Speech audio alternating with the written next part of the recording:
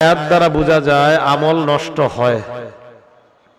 আল্লাহ বলছে আমল নষ্ট করো না, তার মানে এমন কিছু কর্ম আছে যেই কর্মগুলা করলে মানুষের আমল নষ্ট হয়ে যায়।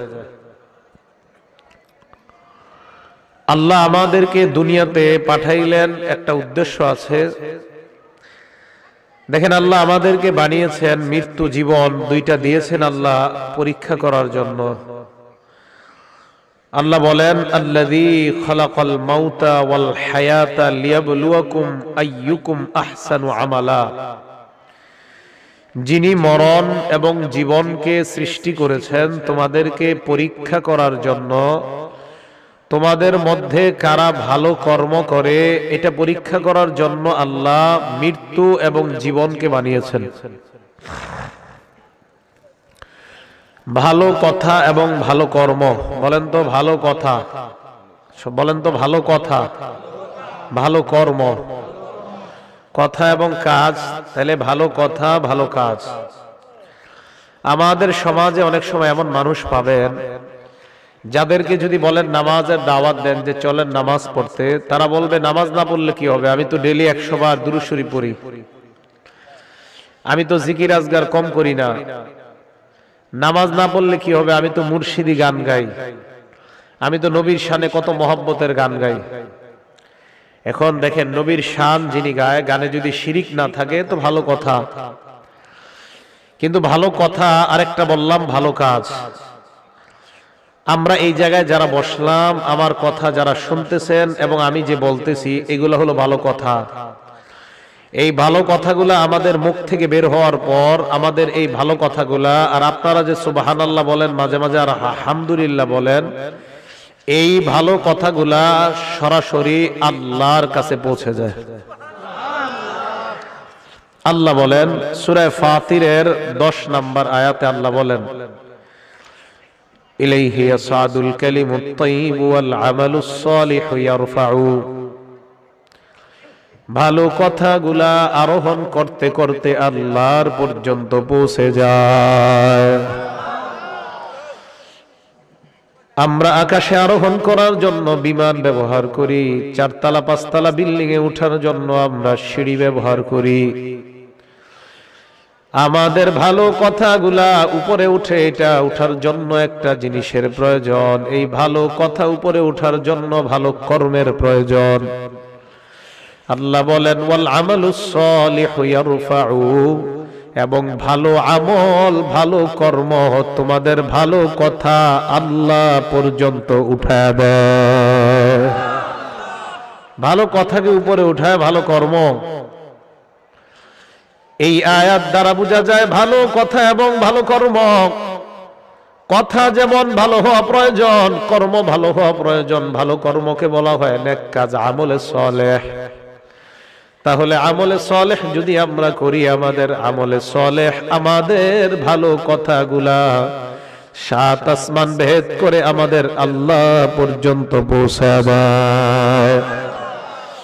আব্দুল্লাহ ইবনে মাসউদ রাদিয়াল্লাহু তাআলা আনহু বলেন, তোমরা যখন বলো সুবহানাল্লাহ, আলহামদুলিল্লাহ, লা ইলাহা ইল্লাল্লাহ, ওয়াল্লাহু আকবার, ওয়া তাবারাকাল্লাহ, তোমরা যখন এই বাক্যগুলা বলো, কবাযা আলাইহিন্না মালাকুন, একজন ফেরেশতা তোমাদের বাক্যগুলা লুফে নেওয়ার পর, ওয়াদাহুন্না তাহতা জানাহাইহি, ফেরেশতা তার ডানার নিচে তোমাদের তাসবিহগুলা রেখে দাও।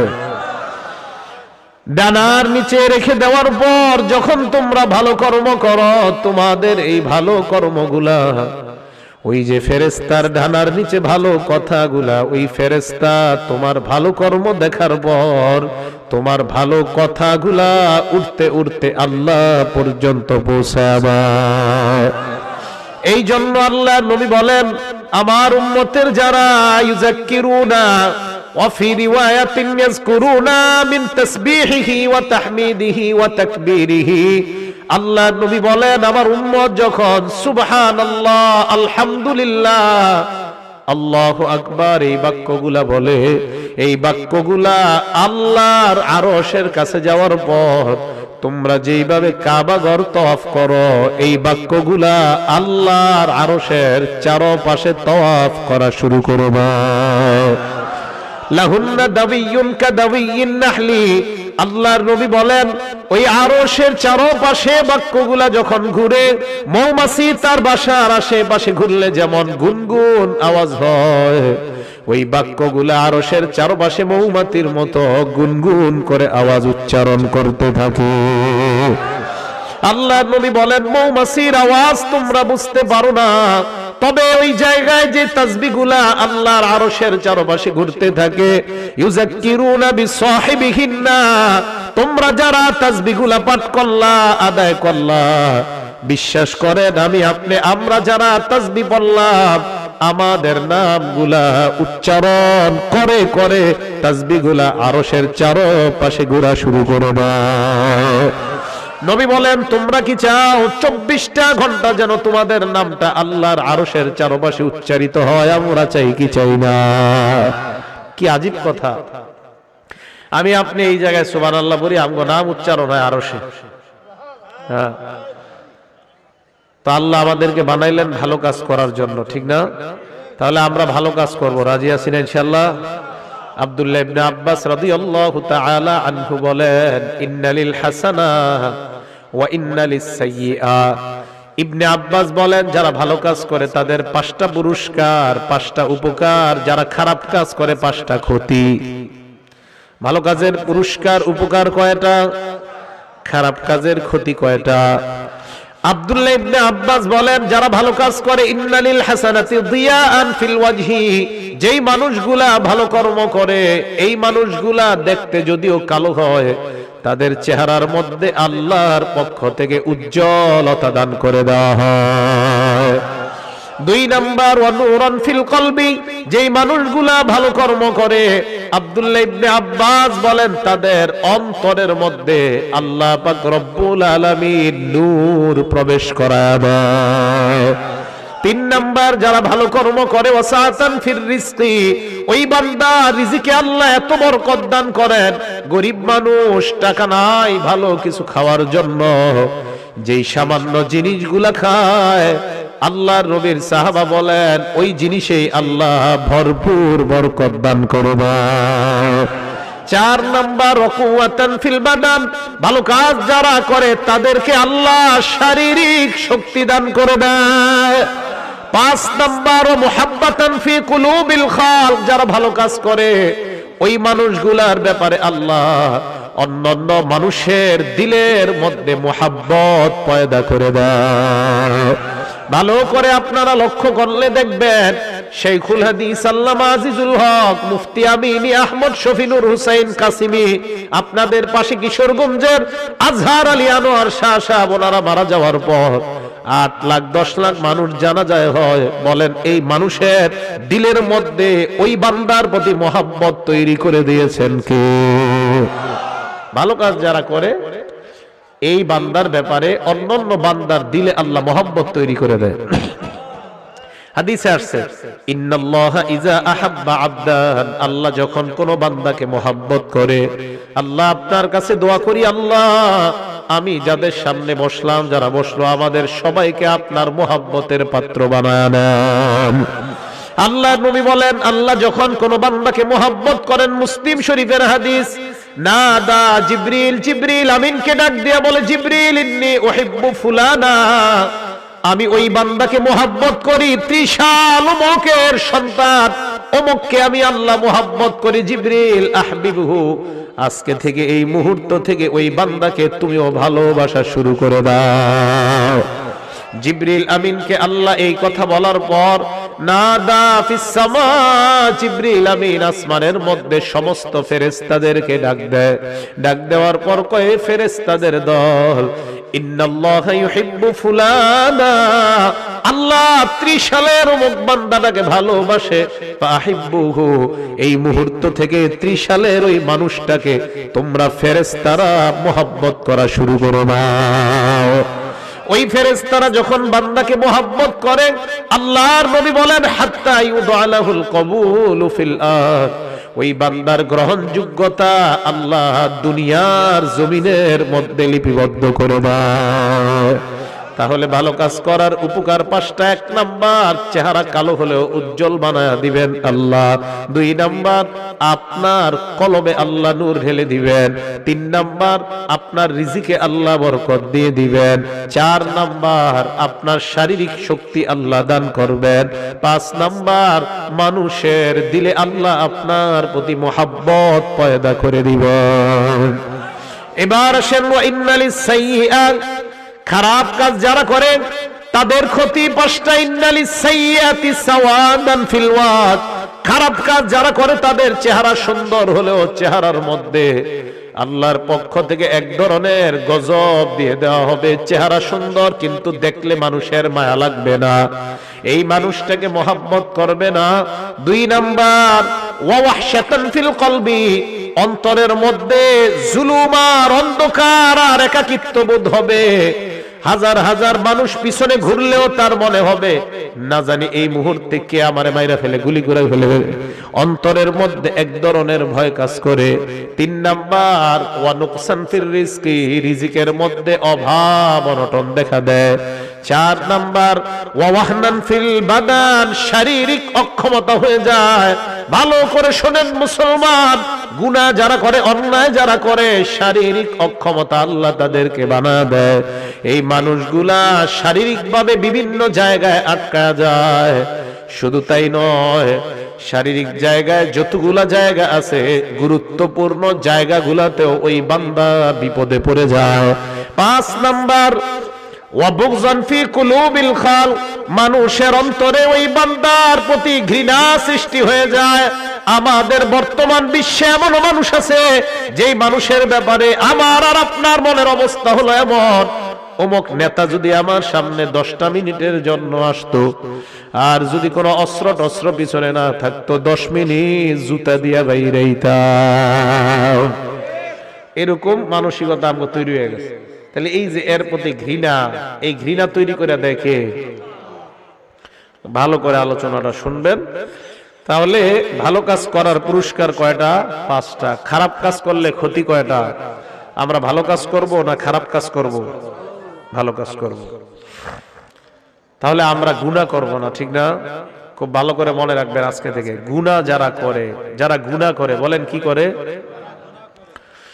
গুনাহ করলে ধর্মীয় ভাবে 13টা ক্ষতি হয়। ধর্মীয় ভাবে গুনাহ করলে 13টা ক্ষতি হয়। কয়টা ক্ষতি? 13টা ক্ষতি হয় গুনাহ করলে। 1 নাম্বার, হিরমানুল ইলমি, ইলমে দ্বীন থেকে বঞ্চিত হয় গুনাহ করলে। ধর্মীয় জ্ঞান, কোরআন হাদিসের জ্ঞান, এই জ্ঞান ভিতরে থাকে না। যারা গুনাহ করে কোরআন হাদিসের জ্ঞান তাদের মধ্যে থাকে না। যদি মাদ্রাসার তালেবে ইলম কেউ থাইকা দেখেন, আপনার জন্য এই প্রথম আলোচনাটা, গুনাহ করলে ধর্মীয় জ্ঞান ভিতরের মধ্যে থাকে না। ইমাম শাফি রহমতুল্লাহি আলাইহি, ইমাম মালিক রহমতুল্লাহি আলাইহির কাছে গেলেন পড়ার জন্য। সুম্মা করা আলাই, ইমাম মালিককে পড়াশোনানোর পর ইমাম মালিক টাকা দেখে প্রচন্ড মেধাবী একজন সন্তান। ইমাম মালিক ইমাম শাফিকে বললেন, ইন্নী কদ আরাল্লাহ আলকা আলা কলবিকা নূরা, আমি দেখতেছি আল্লাহ তোমার সিনায় আল্লাহর পক্ষ থেকে নূর দান করবেন। এত মেধাবী একজন সন্তান। ইমাম মালিক বললেন, আমার মনে হয় আল্লাহ তোমার অন্তরে নূর ঢেলে দিবেন, আল্লাহ তোমার অন্তরে নূর পয়দা করে দিবেন। এই নূর হলো বিদ্যা, নূর হলো ইলম, নূর হলো কোরআন হাদিসের বিদ্যা। ইমাম মালিক বললেন, লা তুতফিহু বিল মাসিয়া, তুমি তোমার এই বিদ্যা গুনাহের মাধ্যমে আলোটা নিভায়া দিও না। যেই আলো তোমার সিনায় আল্লাহ দান করবেন, এই আলোটা তুমি গুনাহের মাধ্যমে নিভায়া দিও না। আব্দুল্লাহ ইবনুল মুবারক রাহমাতুল্লাহি আলাইহি বলেন, মান তাআল্লামাল কুরআন সুম্মা নাসিয়া, কোন বান্দা যখন কোরআন শিক্ষা করার পর ভুলে যায়, বুঝতে হবে ওই বান্দা কোন গুনাহ করছে, এই কারণে কোরআনের আয়াত ভুলে যায়। অনেক মানুষ কয় আমি 10টা সূরা শিখলাম, এর মধ্যে 2টা ভুলে গেলাম। নিঃসন্দেহে খোঁজ নিবেন লোকটা কোন গুনাহ করছে, যার কারণে সূরা 2টা ভুলে গেছে। এই জন্য মনে রাখবেন, গুনাহ যারা করে 1 নাম্বার ধর্মীয় জ্ঞান তাদের অন্তরের মধ্যে থাকে না। গুনাহ করার কারণে আল্লাহ তাদের বিদ্যা ছিনিয়ে নেয়, তাদের অন্তরে ধর্মীয় জ্ঞান থাকে না। তাহলে এই ভয়ঙ্কর একটা ক্ষতি, এই ক্ষতি থেকে আল্লাহ আমাদেরকে হেফাজত করেন, বলেন আমিন। ইমাম শাফি রহমতুল্লাহি আলাইহি বলেন, আমি যখন পড়াশোনা করি মাঝে মাঝে 2-1টা জায়গা ভুলে যাই। আমি আমার উস্তাদের কাছে গেলাম, যাওয়ার পর আমি বললাম শাকাউতু ইলা ওয়াকিইন সুআ হিফজি, আমি আমার উস্তাদকে গিয়ে বললাম আমি যত পড়াশোনা করি মাঝে মাঝে কিছু পড়া আমি ভুলে যাই, আমার ভুলে যাওয়ার কোনো ঔষধ থাকলে দেন। ইমাম ওয়াকি ইবনুল জাররাহ ইমাম শাফিকে বললেন, এ ভালো করে শুনে নাও, ফারশাদানি ইলা তারকিল মাআসি, আমাকে বললেন তুমি গুনাহ ছেড়ে দাও। ফা ইন্নাল ইলমা নূরুম মিন ইলাহি, ধর্মীয় বিদ্যা, যেই ধর্মীয় বিদ্যাটা হলো কোরআন হাদিসের বিদ্যা, এই বিদ্যা আল্লাহর পক্ষ থেকে নূর। এই নূর লা ইউতা লিআসি, কোন গুনাহগারকে দেওয়া হয় না। আল্লাহর এই বিদ্যা যদি তুমি সিনার মধ্যে রাখতে চাও, আজকে থেকে তুমি গুনাহ ছেড়ে দাও, তাহলে কোরআন হাদিসের বিদ্যা তোমার সিনার মধ্যে বসে যাবে। গুনাহ ছেড়ে দিলে কোরআন হাদিস ভিতরে ঢুকবে। কি ছেড়ে দিলে? আর যদি গুনাহ না ছাড়ে তাহলে মিথ্যা গল্প কাহিনী এইগুলা সিনায় ঢুকবে। কি ঢুকবে? মিথ্যা গল্প কাহিনী। আমি আজকে আপনাদেরকে আগেই বলে দিচ্ছি, আমি যতক্ষণ আলোচনা করব প্রত্যেকটা অক্ষরে অক্ষরে আমাদের সওয়াব হবে। হ্যাঁ, কেন সওয়াব হবে? আমি কারণ প্রত্যেকটা অক্ষর না হয় কোরআন থেকে বলবো, না হয় হাদিস থেকে, না হয় কোরআন না হয় হাদিস, না হয় কোরআন না হয় হাদিস, তো প্রত্যেক অক্ষরে সওয়াব হবে নিঃসন্দেহে। তো এই জন্য বানানো কোনো কিছু বলা হবে না। আর বানায়া বললে আমি জানি মসজিদ পর্যন্ত লোক হয়ে যাবে, আর ওই দিকেও যাবে মানুষ। আমাদের বর্তমান জামানার মানুষগুলা যত মিথ্যা গল্প কাহিনী গুলা শুনতে খুব আগ্রহী। হ্যাঁ, কারণ কি? ভিতর সাফ নাই তো আপনাদের, আপনার নামাজ পড়েন না, এই কোরআন হাদিস ঢুকবে কিভাবে? আপনার দিল তো ঠিক থাকতে হবে। কিন্তু মিথ্যা গল্প যদি শুরু করি, আপনি ঠিকই ঢুকাবেন ভিতরে। হ্যাঁ, খুব ভালো লাগতেছে হুজুর, চোখের পানি আসতেছে, ভিতর তো সাফ নাই। এই জন্য কারা কারা উঠবেন এখন থেকে চিন্তা ভাবনা করেন। আমি জানি এই ওয়াজ অনেকের ভাল লাগে না। গুনাহ করলে 1 নাম্বার ক্ষতি, ধর্মীয় বিদ্যা ভিতরে ঢুকবে না, ভাল লাগবে না। কোরআন হুজুর বললে, এই যুগে কোরআন হাদিস বললে আহলে হাদিস গো মাহফিলে মাশাআল্লাহ এরা শুনে। আমরা মাযহাব যারা মানি, এই আমগো এক দুর্ভোগ, কপাল খারাপ। আমাদের মাহফিলগুলোতে এত মিথ্যা গল্প কাহিনী হয়, আর ওইটাতে মানুষ খুব বেশি হয়। এদিক দিয়ে আমরা ব্যর্থ। এই ব্যর্থতা, এটা আমাদের ব্যর্থতা, কিছু করার নাই। আমরা হয়ে গেছি এরকম। আহলে হাদিস এক জায়গায় সফল, এদের শ্রোতারা এদের মাহফিলে যায় হাদিস কোরআন শুনতে, এদিক দিয়ে এরা সফল। যাই কোক, কিন্তু এরা এর বাইরে বলবে না সফল। আমরা এই জায়গায় ব্যর্থ। আমি এখন আপনাদের সামনে একটা গল্প শুরু করি যার কোনো অস্তিত্ব নাই। যেমন এমন গল্প শুনছেন আপনারা, এক ব্যক্তি তার বউরে দেখছে মাছ কুটতেছে, বেড়ায় গেছে গোসল করতে, গোসল করে দেখে বেড়ায় বেড়ি হয়ে গেছে। বেড়ি হওয়ার পরে বেড়ার বিয়ে হয়েছে আরেক জায়গায়। বিয়ে হওয়ার পরে বেড়ার 5 জন সন্তান হয়েছে। সন্তান হওয়ার পরে এই লোক আবার গোসল করে উঠে দেখে কি উনি আবার আগের মতো বেটা হয়ে গেছে। 27 বছর ঘর সংসার করে আবার বউরা দেখে এখনো মাছ কুটে। শুনছেন এরকম ঘটনা? হ্যাঁ, মেরাজের ঘটনা প্রমাণ করতে গিয়ে এই জাতীয় ঘটনা কয় বক্তারা। এই ঘটনা পৃথিবীর কোন জাল কিতাবেও লেখা নাই। কই পাইলেন এই ঘটনা? এই ঘটনা আমি আপনাদের সামনে এখন খুব বানায় বানায় কইতাম, এরকম করতেন আপনারা, বিশেষ করে মুরব্বীরা এরকম করতেন। মিথ্যা কথা। এই মিথ্যা কথা আর কতদিন শুনবেন? মিথ্যা কথা আর শুনেন না। আমি আপনাদের সামনে আজকে খুতবার পরে একটা দুরূদ শরীফ পড়ছি, বললাম আমার সাথে পড়েন। নামাজে যে দুরূদটা, দুরূদের কোনো আওয়াজই হয় না আপনাদের, কিন্তু যদি আমি আপনাদের সামনে পড়তাম আল্লাহুম্মা সাল্লি আলা, কয় একটা টান দিতাম, এই মাইকের মাহফিলের আওয়াজে মানুষ এইখানে বইরা দিত, ঠিক না? আল্লাহুম্মা সাল্লি আলা বইলা টান দিলে মানুষ জায়গা দেওয়া যাইতো না, যেটা বাপ দাদার থেকে শিখছেন। আমি যে দুরূদ পাঠ করলাম, এই দুরূদ দুনিয়ার শ্রেষ্ঠ মানুষ মুহাম্মদ সাল্লাল্লাহু আলাইহি ওয়াসাল্লাম দুনিয়ার শ্রেষ্ঠ উম্মত আবু বকর সিদ্দিককে শিখায়া দিয়েছে। তাহলে দুনিয়ার শ্রেষ্ঠ মানুষ শ্রেষ্ঠ উম্মতকে যেই দুরূদ শিখায়া দিলেন, ওই দুরূদ আমি পাঠ করলাম। পাঠ করার কোনো আওয়াজ নাই। আর বাপ দাদার শিখানো দুরূদ যদি আমি আপনাদের সামনে পড়তাম, মাঠের মধ্যে আওয়াজে মানুষ আরো ভরপুর হয়ে যাইত। আর কতই মিথ্যার মধ্যে থাকবেন। এবার আপনাদেরকে একটা প্রশ্ন করি, প্রসঙ্গ করে আইসা গেছে, সামনে যারা আছেন বলেন তো, এই যে নামাজে যে দুরূদ পড়ি, এটারে কি দুরূদ কয়?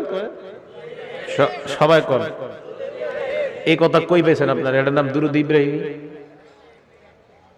এটা কই আছে লেখা? কোন আপনারা এটা করি ঝামেলা ওই জায়গায়। এবার পড়ি, একটু শোনেন। আল্লাহুম্মা সাল্লি আলা মুহাম্মাদ, নবীজির নাম কয়বার পাইলাম? একবার। ওয়া আলা আলি মুহাম্মাদ কামা সাল্লাইতা আলা ইব্রাহিম, ইব্রাহিম নবীর নাম একবার। ওয়া আলা আলি ইব্রাহিম। তাহলে দুরুদের নাম দুরুদে মুহাম্মদি না হয়ে কেন দুরুদে ইব্রাহিম হয়ে যায়?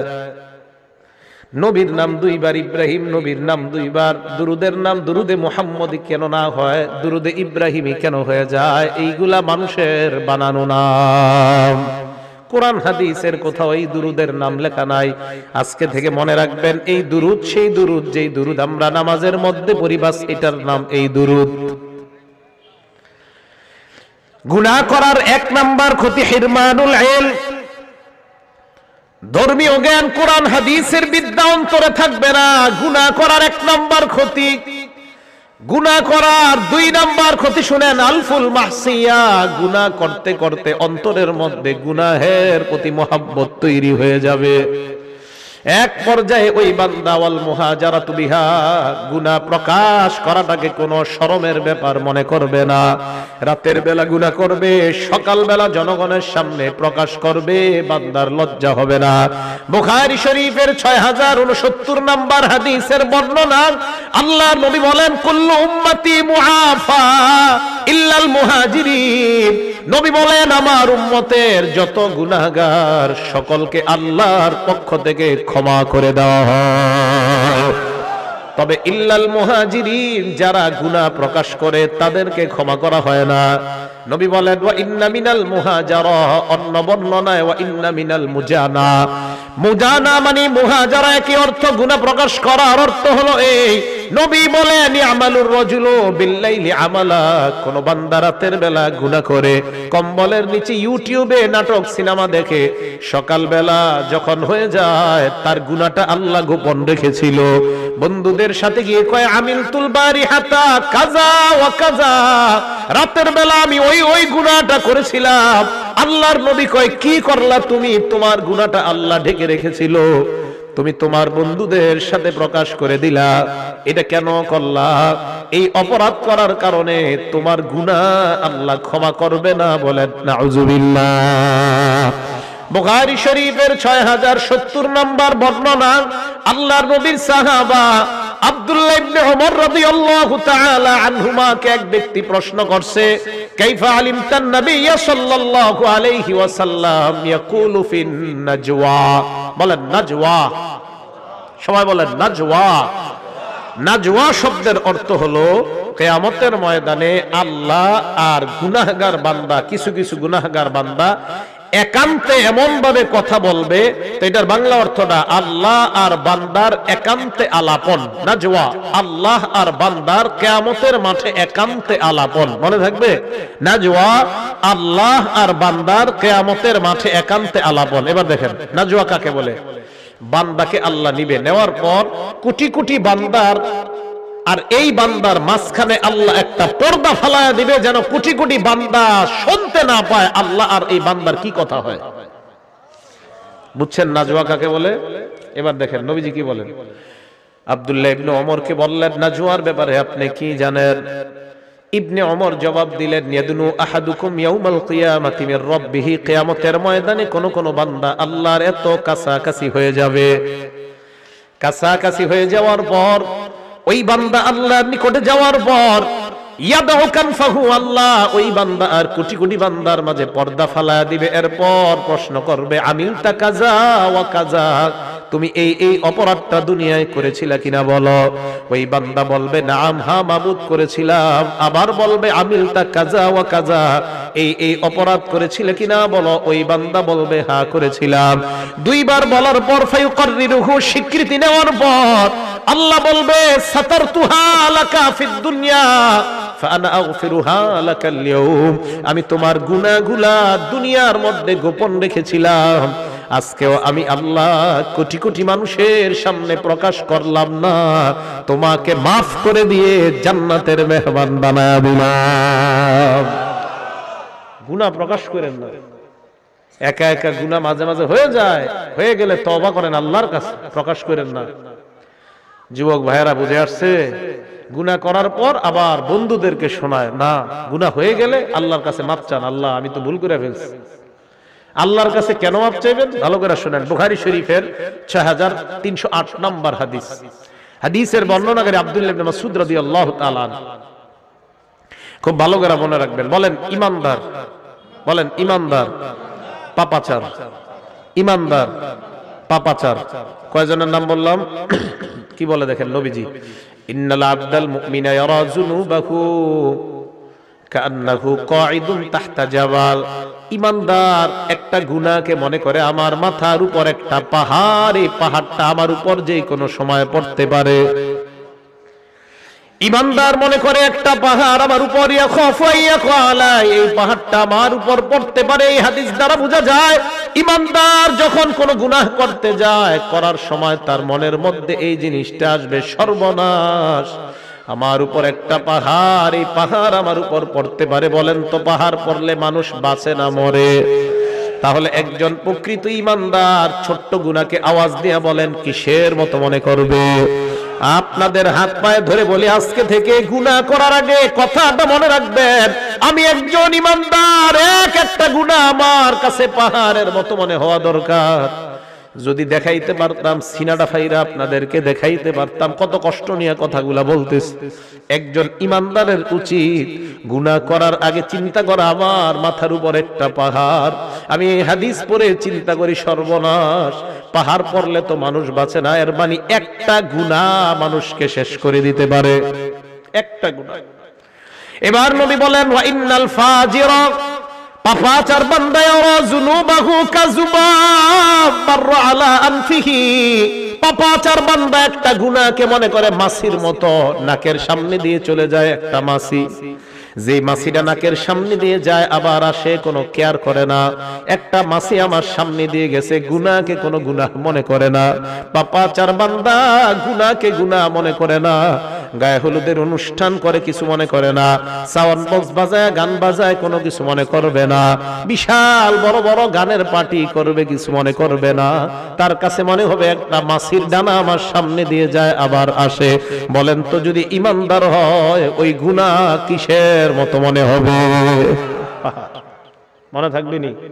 এবার শোনেন নবী বলেন যদি গুনাহ হয়ে যায় আল্লাহর কাছে তওবা করো, আল্লাহ তোমার জিন্দেগীর গুনাহগুলো মাফ করে দিবেন। হাদিসের মধ্যে নবী উদাহরণ দিয়ে বুঝায়, লাল্লাহু আফরাহু বিতাওবাতি আবদিহি মিন রাজুল নাযালা মানজিলাত ওয়া বিহি মাহলাকা। কোন বান্দা একটা সফরে বের হয়, বের হওয়ার পর ওই বান্দা সফর করতে করতে অনেক দূর যায়, যাওয়ার পর হঠাৎ বান্দা এক জায়গায় বিশ্রাম নেওয়ার জন্য সফর বিরতি দেয়। হঠাৎ আশেপাশে তাকায় দেখে কোনো মানুষ নাই, ঘর নাই, ঘর বাড়ি কিছু নাই।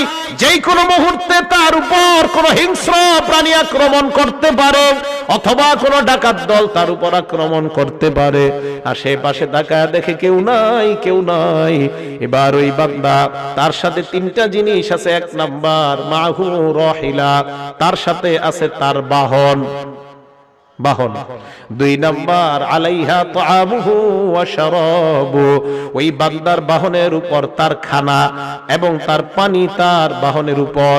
শুনেন, এক ব্যক্তি সফরে বের হয়, বের হওয়ার পর যাইতে যাইতে হঠাৎ এমন একটা জায়গায় যাত্রা বিরতি দেয়, যেই জায়গায় যাত্রা বিরতি দেওয়ার পর আশেপাশে তাকায়া দেখে কেউ নাই, যেই কোনো মুহূর্তে তার জীবনটা চলে যাওয়ার আশঙ্কা। এমন একটা ভয়ঙ্কর মুহূর্তে ওই বান্দা এবার তার সাথে মাত্র 3টা জিনিস, অবিহি মাহলাকা, প্রাণ নাশের আশঙ্কা, বাহু রাহিলা, তার বাহন আছে, খানা আছে, পানি আছে, আর কিচ্ছু নাই। বান্দা চিন্তা করলো একটু ঘুমায় নেই, ঘুম থেকে ওঠার পর আবার সফর শুরু করব। ফানামা নাওমা, বান্দা ঘুমায় যায়, ঘুমানোর পর ফাস্তাইকাযা, আবার জাগ্রত হয়। জাগ্রত হওয়ার পর তাকা দেখে তার বাহনটা হারায় গেছে। বাহন কি হয়েছে? হারায় গেছে। বুখারী শরীফের হাদিস। এখন বলেন তো বাহনের সাথে কি ছিল? খানা পানি ছিল, তাহলে সব গেছে। ফাশতাদ্দাল হাররু ওয়াল আতাশু, প্রচন্ড গরম আবার প্রচন্ড পিপাসা, পানি কই? হ্যাঁ, চলে গেছে। বান্দা চিন্তা করে সর্বনাশ, আমি আমার বাহন হারিয়ে ফেললাম, খাবার হারিয়ে ফেললাম, পানি হারিয়ে ফেললাম, কি করা যায়? বান্দা চিন্তা করে আবার যদি ঘরে ফিরে যাই সম্ভব না, যদি আমি আবার আমার গন্তব্যের দিকে রওনা হই তাও সম্ভব না, কারণ খানা পানি বাহন কিছুই নাই। এবার বান্দা আল্লাহর উপর ভরসা করে চিন্তা করে এই জায়গায় ঘুমায়া যাই, যেন ঘুমের মধ্যে আমার মরণ হয়ে যায়, পিছনেও যাবো না সামনেও যাবো না। বান্দা ঘুমায়া যায়, শুনেন, বান্দা ঘুমায়া যায় ফাস্তাইকাযা, ঘুম থেকে জাগ্রত হয়। হঠাৎ হওয়ার পর দেখে তার বাহন খানা পানি নিয়ে উপস্থিত হয়ে যায়। হাদিসটা বুঝছেন? হাদিসটা বুঝছেন নি সবাই?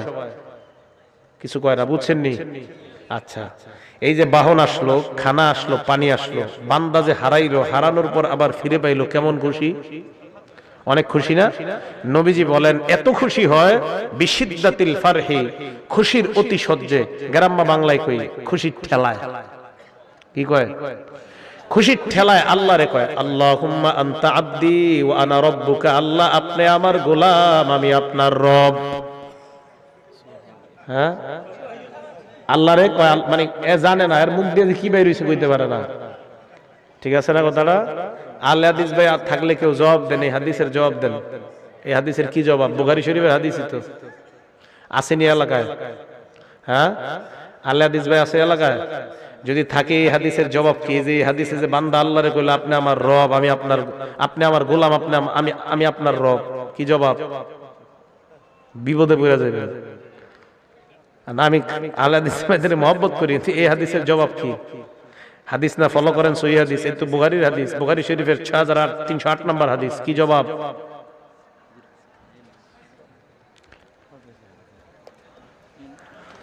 এর মানে বোঝা যায় বান্দার মাথা ঠিক ছিল না, আল্লাহরে কি